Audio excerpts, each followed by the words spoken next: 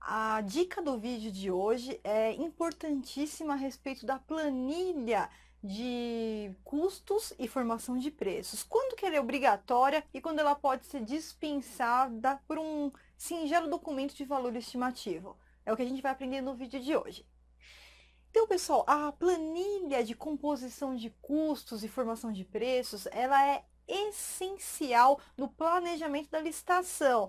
É com essa planilha que a administração pública, de forma detalhada, vai saber qual é o valor do mercado e quanto que ela vai pagar por aqueles itens que ela pretende contratar.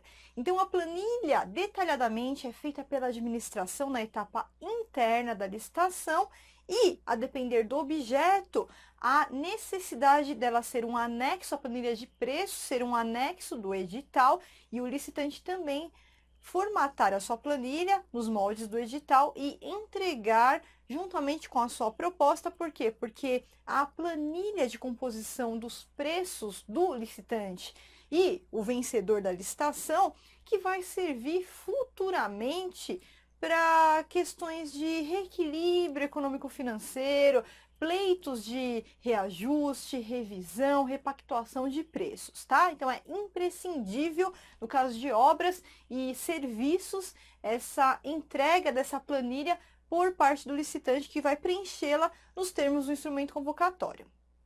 Mas ainda, voltando para a planilha na etapa interna da licitação, a administração ela precisa então elaborar essa planilha de composição de preços e com essa planilha em mãos, ela vai partir também para efetuar as pesquisas de mercado de forma externa, ou através de compras governamentais, por intermédio de contratos com outros órgãos e entidades, atas de registro de preços, cotações com fornecedores. Então, todos aqueles parâmetros da Instrução Normativa número 5 do Ministério do Planejamento, Orçamento e Gestão. Quem não souber, quem não entender muito dessa instrução, não deixe de conferir o nosso vídeo. Nós temos um vídeo específico sobre pesquisa de mercado e lá a gente vai abordar detalhadamente essa instrução que não é o tema da aula de hoje, tá?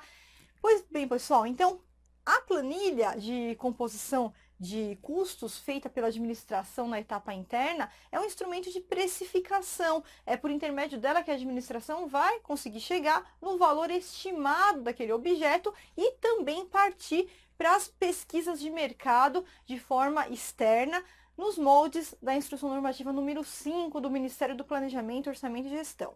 Então, a planilha detalhada dos custos unitários, ela é sempre obrigatória no caso de obras e no caso de serviços. Qualquer tipo de serviço, não somente serviço de engenharia. Essa determinação ela consta da própria Lei 8666, lá no artigo 7º, parágrafo 2º, inciso 2, dispondo que obras e serviços, qualquer tipo de serviço, somente pode ser licitado quando existir um orçamento detalhado em planilhas que expressem a composição de todos os custos unitários, tá?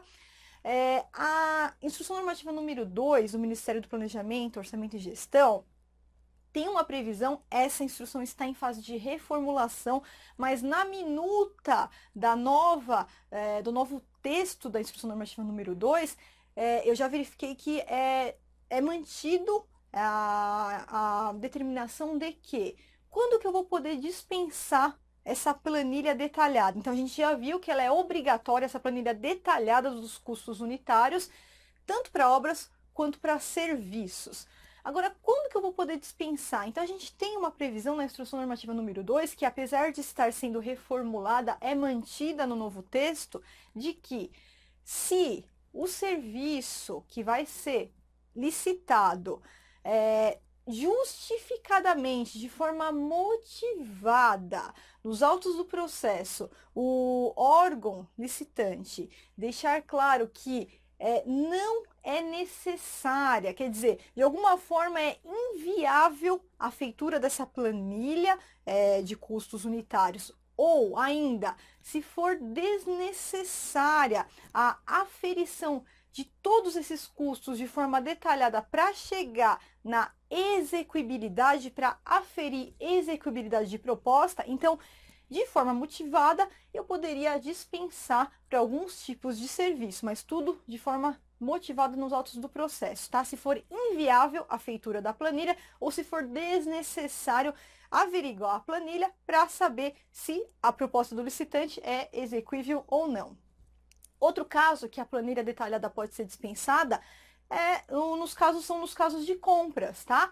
Mas não quer dizer que não exista, se por algum motivo, no momento da licitação, é muito comum isso no pregão, os licitantes vão diminuindo o valor. Se por algum momento houver dúvida a respeito da execuibilidade daquele objeto que nós estamos comprando, compra mesmo de bens, aquisições, o órgão poderá exigir que o licitante demonstre que os seus custos estão cobertos. E aí, claro, ele terá que apresentar de alguma forma um detalhamento, um tipo de planilha assim do seu objeto para comprovar que os custos estão devidamente cobertos, tá? Então, seriam esses casos onde a planilha é obrigatória, não pode ser dispensada, e os casos que a gente acabou de ver na possibilidade de dispensa, no que tange a compras, ou quando o serviço justificadamente for inviável à feitura ou desnecessária para a aferição, tá? Agora, essa planilha, então, nesses casos, ela será um orçamento estimativo de uma forma singela, tá? Agora, quando será necessário essa planilha de detalhamento da composição dos custos, dos preços, ou mesmo o valor estimativo, ainda que seja por um documento singelo, no caso de compras, quando existirá a obrigatoriedade de publicação no instrumento convocatório?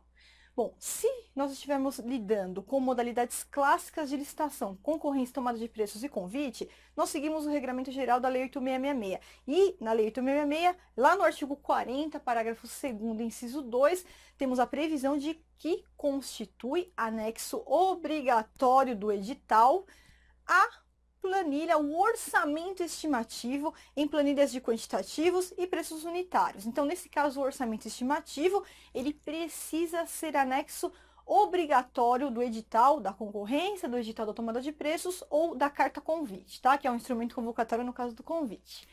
Agora, a exceção é no pregão, porque no pregão o Tribunal de Contas da União já pacificou o entendimento de que esse orçamento estimativo, ele precisa estar constando obrigatoriamente dos autos do processo do pregão.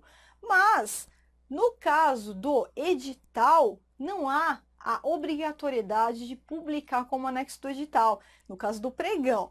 Então, se o pregoeiro, se o órgão achar viável não publicar como anexo do instrumento convocatório, ele então só terá que constar dos autos do processo, mas é discricionário para o órgão licitante se ele quer ou não deixar o orçamento estimativo como anexo obrigatório do edital, tá? Então, o Tribunal de Contas já pacificou, no caso do TCU, esse entendimento, que é discricionário anexar no instrumento convocatório, tá? Agora, licitantes, muita atenção.